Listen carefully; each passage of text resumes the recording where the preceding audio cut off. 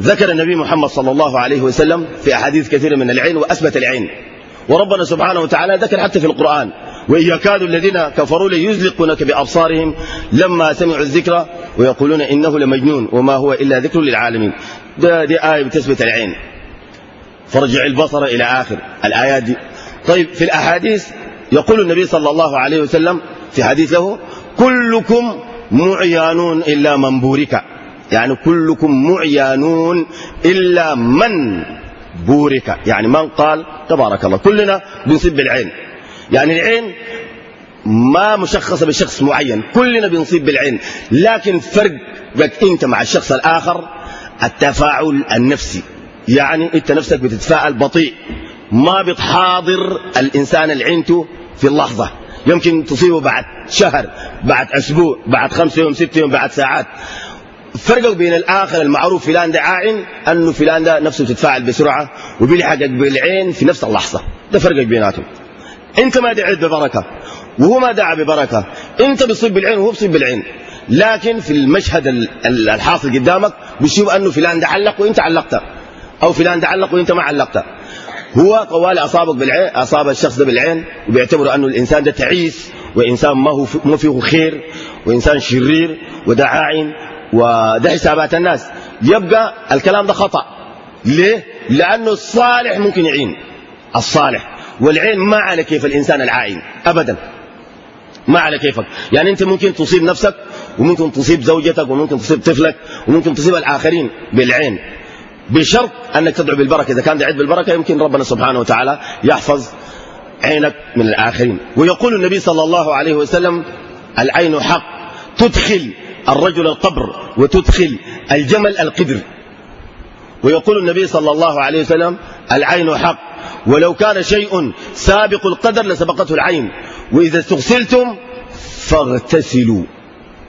الحديث الأخير ده: وإذا استغسلتم فاغتسلوا. العين حق ولو كان شيء سابق القدر لسبقته العين، وإذا استغسلتم فاغتسلوا. الحديث ده عنده جوانب كثيرة مفروض نفهمها. أولا كونه بيصيب بالعين، نعم صالح ولا ما صالح بيصيب بالعين إلا أن تدعو بالبركة، ده واحد. الثانية الحديث فيه جانب آخر مهم جدا، لأنه في مسألة دارين نحكيها للناس وتشوفها تنتبه لها كويس، والشيء ده مطلوب منك أنت. الجانب المهم في الحديث ده: وإذا استغسلتم فاغتسلوا، ده أمر من النبي محمد صلى الله عليه وسلم. اسمع كويس، عشان لو جيت لبيت بتاع ناس وأصبت طفل ولا أصبت أي شيء بالعين وطلبوا منك الغسل، لازم تجي تغتسل للناس ديل عشان يعالجوا به الشخص العنت ده، وتكون نفسك طيبة بدون أي حسابات، طاعة لرسول الله صلى الله عليه وسلم. وأوعك تبقى زي الشيطان يقول لك: يا أخي أنت جيتنا في اليوم الفلاني والله أعلم، لكن ربما أنت عنت لنا الشخص الفلاني ولا عنت الشيء الفلاني ده، فتعال اغتسل لنا، ترفض. ده بقيت شيطان، لأنك تفاعلت مع الأمر ولم تتفاعل مع الآمر. إبليس عندما أمره الله سبحانه وتعالى أن يسجد لآدم ما نظر للآمر، نظر للأمر وتفاعل مع الأمر فعصي الآمر وهو الله سبحانه وتعالى فطرد من رحمة الله. الآن هنا أمرك الرسول صلى الله عليه وسلم، إذا ما اغتسلت أنت عاصي للنبي محمد صلى الله عليه وسلم، وتكون نيتك سليمة جدا، يعني طاعة لرسول الله صلى الله عليه وسلم. تغتسل للشخص ده عشان يصب فيه الغسل وربنا يديه العافية إن شاء الله. يبقى نحن إن شاء الله في حوجة عشان نعرف الاغتسال. الاغتسال ده أسرع شيء للعين، أسرع شيء بيتعالج العين. الاغتسال ده أسرع من حتى القراءة ذاتها. يعني العملية بتاعت الاغتسال لو تعملها 5 دقائق إن شاء الله، لو أنت العائن أقل من 5 دقائق الشخص ده لو مرضه ده 20 سنة من قبل 20 سنة أنت العنته وجيت اغتسلت الآن بنفس المواصفات دي إن شاء الله وصب فيه يبرأ. إذا كان مرض يعني ما تجسد، يعني شنو؟ إذا كان أنت عصبت بالعين والعين دي ما تجسدت لعاهة، مثلا العاهة زي شنو؟ أنت عصبت بالعين وقام ماشي في الشارع طقته عربية اتكسرت رجله ولا يده، ودوه للمستشفى، أنت عصبت بالعين ودوه للمستشفى بوترت اليد أو الرجل، هل بعد 5 يوم ولا 20 سنة لو جيت قرأت له يعني العين دي المبتولة دي بتجي راجعة؟ لا. انقدت عينه بتجي العين دي تاني بتجي راكبة من السماء؟ لا. لكن إذا كان انت عصبته بالعين ومريض مرض ما أتلف عضو وبتروه بيشفى بإذن الله تعالى. أي مرض، في مرض متحول يعني الليلة تمشي المستشفى تفحص وجع بطن مع ماسكك وجع بطن أو مريض، بطنك نظيفة، مخك نظيف، دمك نظيف، أي شيء صح ما عندك أي شيء، وأنت مريض بتعاني، ولا الليلة بملاريا بكرة تحولت لتايفويد، وبعد بكرة تحولت لبايل، بعد بكرة تحول لمشونة ثانية، بعد شوية كلوة من هنا، وبعد شوية بتاع من هنا، يعني شيء غريب جدا. فدي دائما تكون فيها العين. طيب العين دائما نعرف غسل العين عشان نغتسل، حتى لو ما للآخرين لينا في البيت. مثلا عندنا طفل صغير، ودائما الأطفال ديل بريئين وحلوين، فيمكن تصيبوا أمه بالعين أو تصيبوا أنت أبوه. يمكن هو طفل صغير قام يضحك ولا قام يتكلم ولا قال يا بابا ولا قال له كلمة كده طوال، وقمت ضحكته وشوفوا الولد ده، ولا وليد كده صغير فصيح شوية وقمت علقته، ما دعيت له بالبركة، أصبته بالعين. أنتوا ناس البيت دي أصبتوا بالعين، بتفتكروا أنه للناس الضيوف اللي بيجوا جداد وغيره جايز يعني، لكن أكثر ناس بيصيبوا الطفل ده بالعين وبأثروا فيه أبوه وأمه، لأنه أكثر ناس بينشرح صدرهم، ومع الانشراح بينسوا أشياء كثيرة، ما بيدعوا للطفل ده بالبركة ثم يعلقوا. أول ما لفظت تدعو له بالبركة تبارك الله ما شاء الله، بعدك علق.